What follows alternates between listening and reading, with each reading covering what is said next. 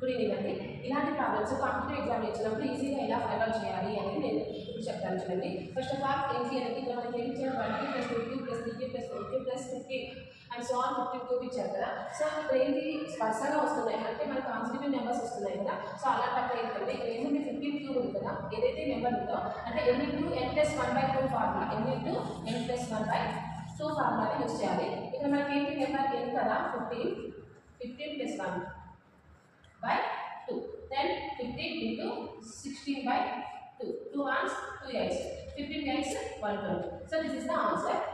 Then next 1 cube plus 2 cube plus 3 cube plus 4 cube plus 5 cube. So it marks number ఏం చెప్పాము 5 cube ఉంది కదా. So నేను చెప్పాను n into n plus 1 కదా, అంటే 5 into 5 plus 1 by 2.